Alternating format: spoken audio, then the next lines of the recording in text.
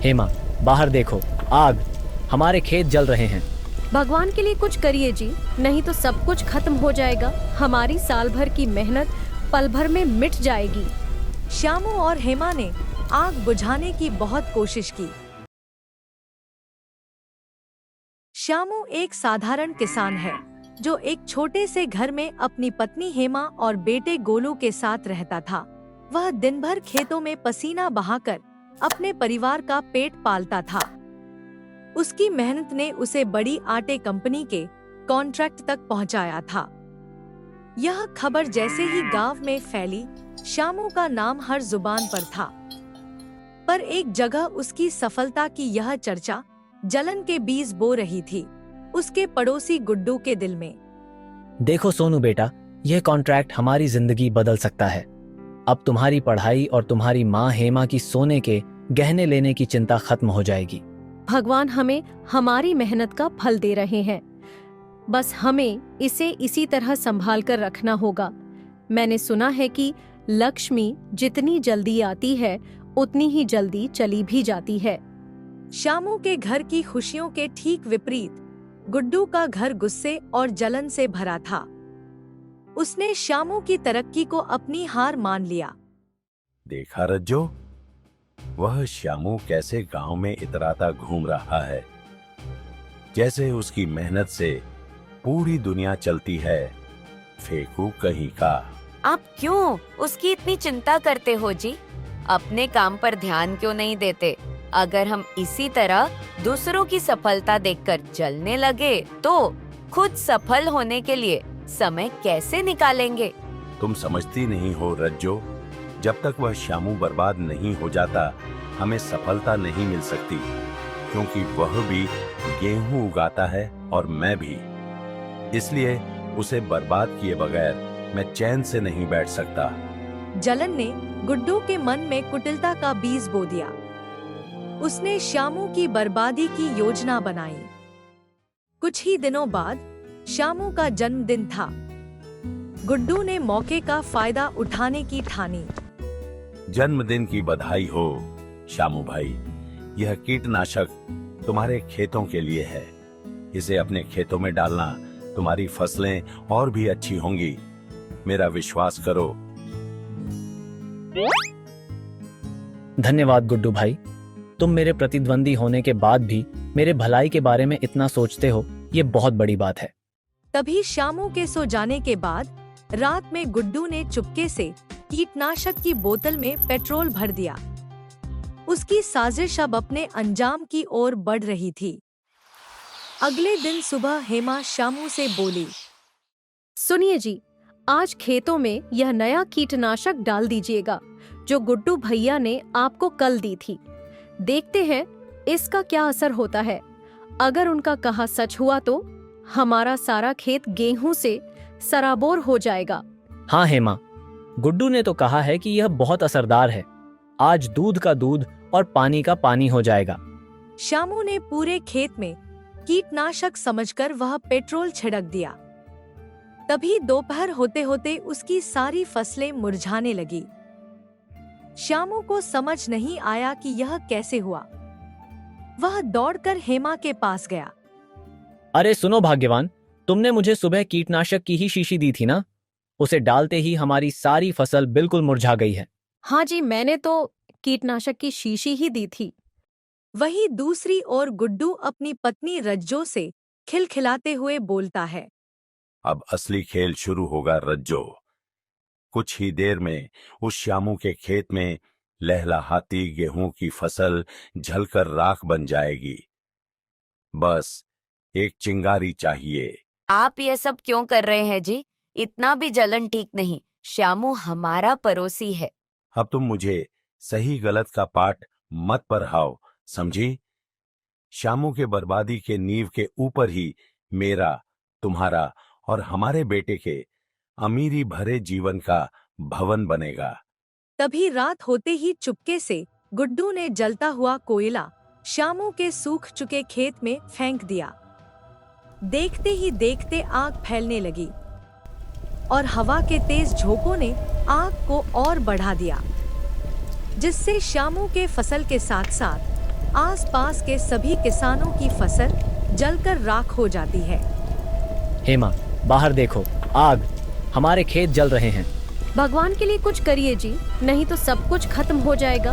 हमारी साल भर की मेहनत पल भर में मिट जाएगी। श्यामू और हेमा ने आग बुझाने की बहुत कोशिश की, लेकिन आग इतनी भयंकर थी कि कोई कुछ नहीं कर सका। सुबह होते होते पूरा गांव तबाही का मंजर देख रहा था। अगले दिन पंचायत बैठती है, जहां मुखिया बोलता है, यह सब कैसे हुआ? किसकी लापरवाही थी? श्यामू के खेत से आग शुरू हुई थी मुखिया जी। जरूर उसने कुछ गलत किया होगा। हाँ, तुमने सही कहा भाई। मुझे कल श्यामू की खेतों से पेट्रोल की गंध भी आ रही थी। जरूर उसने कोई गलत कीटनाशक डाला होगा। गांव वालों की उंगलियां श्यामू की तरफ उठने लगी। कोई उसकी बात सुनने को तैयार नहीं था। मुखिया ने सख्त फैसला लिया और चीखते हुए बोला, श्यामू, तुम्हारी लापरवाही ने पूरे गांव को तबाह कर दिया। तुम्हें इस नुकसान की भरपाई करनी होगी। तुम्हारे जमीन और घर की नीलामी होगी। मुखिया जी, मैंने कुछ गलत नहीं किया। यह कोई साजिश है। कृपया मुझे खुद को सही साबित करने के लिए थोड़ा वक्त दीजिए। तुम अगर खुद को सही साबित भी कर लोगे, फिर भी निर्दोष गांव वाले के खेत वापस नहीं आने वाले। इसलिए तुम्हें वक्त नहीं, बल्कि दंड मिलेगा। इस नुकसान के जिम्मेदार सिर्फ और सिर्फ तुम हो। श्यामू की सारी कोशिशें बेकार गईं और उसके ऊपर भयंकर जुर्माना लगाया गया, जिसमें उसका घर बार, जमीन आदि सब बिक गए। और वह जो कभी उसकी मेहनत और गर्व का प्रतीक थे, अब दूसरों की संपत्ति बन गए थे। अब हमारा क्या होगा जी? कहाँ जाएंगे हम? हेमा, धैर्य रखो। अभी सब खत्म नहीं हुआ। मैं हार नहीं मानूंगा और फिर से नई शुरुआत करूंगा। लेकिन शुरुआत का यह वादा आसान नहीं था। श्यामू, हेमा और अपने दोनों बच्चों के साथ फुटपाथ पर रहने लगा, जहां भूख, बेबसी और तिरस्कार ने उनकी जिंदगी को घेर लिया। सुनिए जी, मुझे और हमारे बच्चों को बहुत तेज भूख लगी है। खाना कब मिलेगा? थोड़ा इंतजार करो भाग्यवान, मैं कुछ इंतजाम करता हूँ। मेरा कहाँ मानिए, अब हमें यह गांव छोड़ देना चाहिए, जहां न खाने का ठिकाना हो, न रहने का, और सारे लोग आपको अपराधी समझते हो। वहां ज्यादा दिन तक रहना ठीक नहीं। नहीं भाग्यवान, जिस गांव ने हमें बचपन से अब तक पाला पोसा, थोड़ी सी मुसीबत पड़ने पर मैं उसे नहीं छोड़ सकता। वैसे भी अगर हम यह गांव छोड़कर भाग गए तो लोगों को पक्का विश्वास हो जाएगा कि उनके खेतों को मैंने ही जलाया है। यह सुन हेमा बहुत नाराज होती है और तुनकते हुए वहां से चली जाती है। तभी गुड्डू के घर के सामने से गुजरते हुए वह नशे में धुत गुड्डू को अपनी पत्नी रज्जो से वह बात करते हुए सुन लेती है कि कैसे एक षड्यंत्र के तहत श्यामू के खेतों को जलाकर गुड्डू ने श्यामू को बर्बाद किया है। क्या खेला खेला रज्जो, श्यामू की फसलें जला दी और अब वो सड़क पर है। उसके वो मासूम बच्चे, हाँ, मुझे क्या फर्क पड़ता है? आपको डर नहीं लगता? अगर यह सच्चाई सामने आ गई तो? कौन सामने लाएगा? पूरे गांव ने श्यामू को ही दोषी ठहराया है। वो बेचारा अब कुछ भी नहीं कर सकता। यह सुन हेमा का खून खौल उठा। उसने अपने बच्चों और पति की बेबसी का कारण समझ लिया। वह चुपचाप वहां से हट गई, लेकिन अब उसके मन में बदला लेने की आग जल चुकी थी। यह तुमने अच्छा नहीं किया गुड्डू। मैं इस अन्याय का बदला तुमसे जरूर लूंगी, वह भी सूद समेत। हेमा ने चुपके से गुड्डू के एक गाय का अपहरण कर किसी घने जंगल में छोड़ देती है और उसकी जगह किसी जंगली पशु की हड्डियां गुड्डू के घर में डाल देती है और सुबह सारे गांव वाले और मुखिया से कहती है कि गुड्डू कल शराब के नशे में गाय को मारकर खा गया। आप लोगों ने सुना? कल गुड्डू ने शराब के नशे में अपनी गाय को मार डाला है। मैंने अपनी आँखों से उसके घर के पास हड्डियां देखी हैं। क्या? यह कैसे हो सकता है? गाय को मारना तो पाप है। चलो चलकर मुखिया जी को बताते हैं। यह गोहत्या का मामला है, कोई छोटी मोटी बात नहीं। गांव वाले गुड्डू के घर पहुंचे। वहां हड्डियां देखकर वे गुस्से में आ गए। उन्होंने मुखिया को बुलाया। गुड्डू, ये क्या किया तुमने? ये तो बहुत बड़ा अपराध है। नहीं मुखिया जी, मैंने कुछ नहीं किया। ये सब झूठ है। मुझे नहीं पता ये हड्डियां किसकी है। रज्जो की कसम खाकर कहता हूँ। झूठ? तो ये हड्डियां तुम्हारे घर में कैसे आईं?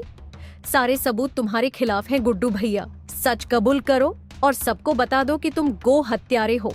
मुखिया ने गोहत्या करने के जुर्म में गुड्डू पर भारी जुर्माना लगा दिया। गुड्डू की आर्थिक स्थिति पहले से ही खराब थी। जुर्माना भरने के लिए उसे अपनी जमीन और कुछ कीमती सामान बेचना पड़ा। सुनिए जी, अब क्या होगा? हम बर्बाद हो गए। मैंने जो किया उसका नतीजा भुगत रहा हूँ, लेकिन ये सब कैसे हुआ? तभी गुड्डू का बेटा सोनू बीमार हो गया। माँ, मुझे बहुत तेज भूख लगी है, खाना दो ना। मैं 2 दिनों से भूखा हूँ। मेरे शरीर में अब थोड़ी सी भी ताकत नहीं बची है। मुझे लगता है मैं भूख से मरने वाला हूँ। हिम्मत रख बेटा, तेरे पापा आने ही वाला है। वह जरूर आज हमारे लिए स्वादिष्ट खाना लेकर आएंगे। आप रोज ऐसा कहती हो माँ, लेकिन पापा हर बार खाली हाथ ही लौट आते हैं। अब मुझसे यह भूख और बीमारी और बर्दाश्त नहीं होता। मैं जा रहा हूँ, आप दोनों को छोड़कर। अलविदा। गरीबी के कारण गुड्डू सोनू का इलाज नहीं करवा सका और उसने इलाज के अभाव में दम तोड़ दिया। यह क्षण गुड्डू और रज्जो के लिए किसी सदमे से कम नहीं था। सोनू बेटा, तू मुझे छोड़कर क्यों चला गया?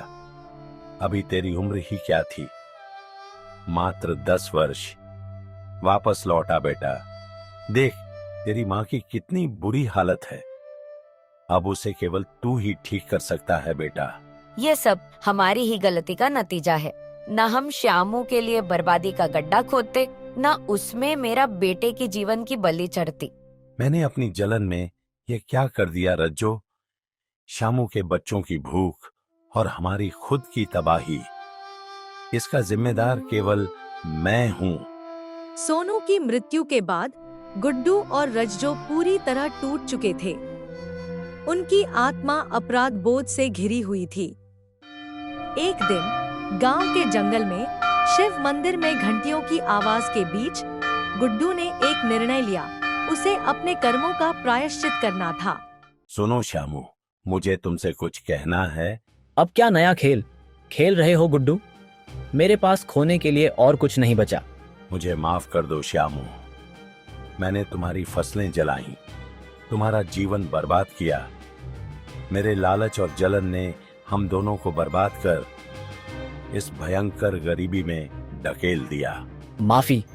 क्या माफी से मेरी जमीन, मेरी फसलें और मेरे बेटे का बचपन लौट आएगा? गुड्डू बोलो। गुड्डू की आंखों से आंसू बहने लगे। उसने श्यामू के पैरों में गिरकर माफी मांगी। हेमा ने यह सब देखा, लेकिन श्यामू के चेहरे पर गुस्सा अब भी साफ था। सुनिए जी, गुड्डू भैया को अपनी गलती का एहसास हो गया है। भगवान ने उसे सजा दी है। अगर वह मदद करना चाहता है तो उसे एक मौका देना चाहिए। ठीक है, लेकिन अगर तुमने फिर से कोई चालाकी की तो इस बार माफी नहीं मिलेगी। नहीं श्यामू, इस बार ऐसा मैं सपने में भी नहीं करूंगा।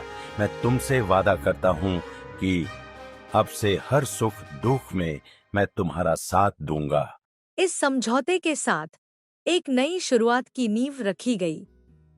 श्यामू और गुड्डू ने मिलकर गांव के जंगल में पास पड़ी सबसे बंजर जमीन को फिर से उपजाऊ बनाने का फैसला किया और उसमें उसका साथ गुड्डू की गाय दे रही थी। यह देख गुड्डू कुछ सोचकर मुस्कुरा देता है।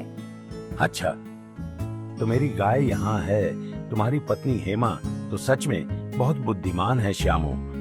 मेरे जैसे चालाक व्यक्ति को भी सरलता से पटखनी दे दी। कुछ महीनों की मेहनत के बाद बंजर जमीन पर पहली बार हरी फसलें लहलाने लगी। गांव वाले जो पहले श्यामू को दोषी मानते थे, अब उसकी मेहनत और धैर्य की तारीफ करने लगे। उन्हें वह कॉन्ट्रैक्ट भी वापस मिल गया। यह सिर्फ एक कहानी नहीं, बल्कि एक संदेश था कि माफी और मेहनत से कोई भी संघर्ष जीता जा सकता है।